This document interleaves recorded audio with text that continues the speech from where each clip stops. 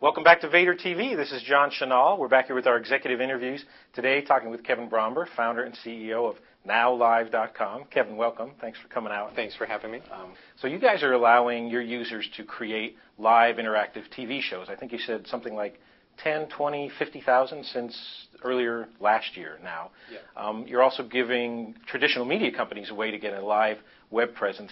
Talk a little bit about the vision behind the company in terms of where you see live interactive webcasting going and why some of these traditional media companies are keen to work with you guys, what they're trying to do with it. Okay. The traditional media companies, those are our clients, and we are providing live interactive broadcasting solutions for film, for TV, for radio, and for print companies. And, traditional media companies, they have their solution wired. TV knows how to create great TV shows, film, create great films, radio knows radio. But everybody's trying to figure out how to transcend and get onto the Internet. And we believe that all these media companies and how they're going to look online, it's not going to be so clear-cut. It's not like you're a TV company, you're a film company, you're a print company. When you go online, a media company is going to be a media company. They're either going to be news or entertainment or content, whatever the category is. And one of the components is live interactive broadcasting, and we think that's a big piece to the future of broadcasting. Right. And just to let all of our viewers know right now, this is the first for Vader TV. We're broadcasting live through Now Live. The one thing that seems to be a little bit of special sauce for you guys is that it's not just text chat, which a lot of places have, but you've got call-in too. And I noticed some of the shows, radio stations, you've got the camera on the DJ, you've got people texting in, but people could also call through the web. So what was it? Why did you guys decide to do that? Did you really think that that was going to be a niche that nobody else had explored, or was there something about the model that said we need to not only have text chat, but we need to let people call in as well? Well, when we started thinking about a quality show, we thought, okay, does it make sense to just put somebody on a web camera and have them talk into the web camera? Is that really a compelling show? One person on a camera with a text chat room. And we went back to traditional media and looked at what really makes a compelling, let's say, like a talk show. Right. And it's this, right? It's conversation. It's more than one person interacting. So the most important thing was group interaction. We wanted to make sure that people could interact with each other. And we wanted to have the barriers as low as possible.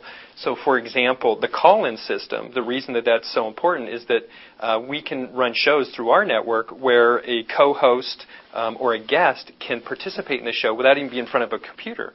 So, for example, if there's a political show that's running and you have a senator who's running from one, or a presidential candidate running from one location to the next, instead of saying to him, oh, you've got to come online, get in front of a web camera and join me at this www address, no, we can get them on the phone and we can bring them into the broadcast without them having to have the high hurdles. So it's all about, in the beginning, it was the technology to create a great show. And it's not only that, but we also give the ability to let people upload pictures and videos into the broadcast, and the host can share those pictures and videos with their audience members as well. Right.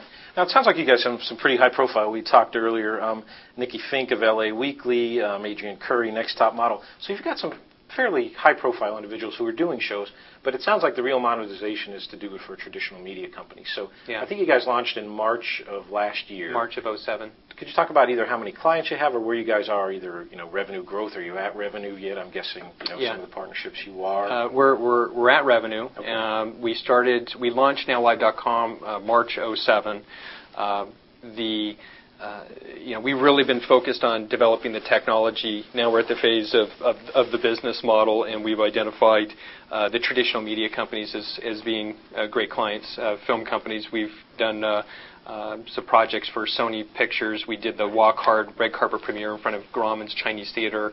We're actually doing another red carpet live event this Thursday at the Cinerama Dome on Ice Cube's movie, First Sunday. Okay, there you go. And we have some other projects that are in the works as well. And then how about on the fundraising side? How much money have you guys raised? Are you looking to raise more? We are. We're out looking for the next round. We're looking for the go-to-market round. We feel like we've really identified the good business model, and we're ready to go to market. So we are looking for the next round of funding. And then last thing about the size of the community, like how many either users or shows do you guys have? And or on a typical show, how many different text chats? Who we've got coming on? Anybody? In the chat. Well, you bring up a good point. How many people are in the show? See, we actually see three different components to a successful broadcast. There's the technology piece, which is the piece that you see, mostly out there in the world, for live interactive broadcasting. But then there's the production piece, which is what we're doing right now, right? We're sitting here, we got the camera, this is the production piece. And then there's the distribution piece. For the most part, in user-generated broadcast, when people come on, they're only getting 2, 3, 4, 5 chatters, and that's discouraging for them. For the Emmy broadcast that we did on the red carpet, we had 10,000 viewers, and other shows like that. So our technology scales very big, but there's a fundamental problem, which is how do you get people more viewers? Everybody on the web is trying to do that. Right, and so we think that's actually one of the solutions that we provide to our partners is all three components. We provide the creation technology piece, we provide the production piece if they need it, and the distribution piece as well. A user-generated show, getting back to your original question, can have anywhere from no listeners to 10 to 15 at live to, like I said, up to 10,000. And then the show's rebroadcast all depends on the type of show that's running. Could have no listeners or could have hundreds or thousands of listeners. Yeah. Last question: when you go and talk to potential clients, who do they bring up as competitors, and what do you tell them in terms of what you guys do that no one else is doing? Because there's a lot of companies doing pieces of what you do, maybe nobody doing all of it together. But who else are you hearing from your clients saying we're also talking to? Well, I think for the film studios right now, this is an interesting piece. Our competitors that they look at are guys that are charging them $300,000 to do live broadcast. And so when we come walking through their door and we say, hey, we can provide you, a solution much less expensive, those are our primary competitors in those markets. Of course, that's going to change. But those are who they consider right now to be our competition. Gotcha. And could you throw out a couple names, or you have verboten on mentioning your competitors? No, I think there was a company, Hollywood Premieres, for example.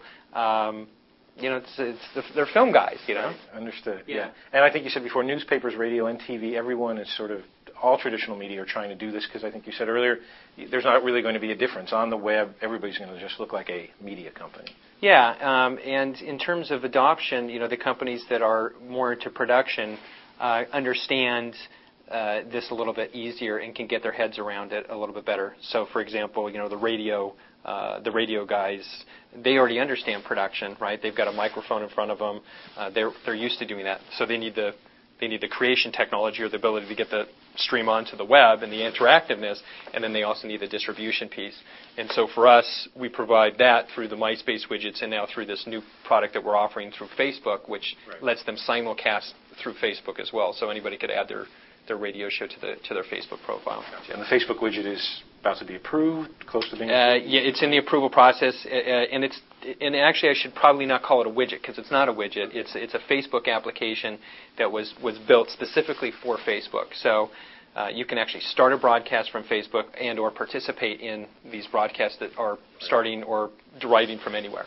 Okay. Well, we'll look for that then in the next few weeks? Yeah, next few weeks. Okay, sounds good, Kevin. We'll be following it then. Thanks Great. a lot. Been speaking today with Kevin Bromber, founder and CEO of NowLive.com. For Vader TV, this is John Chenal.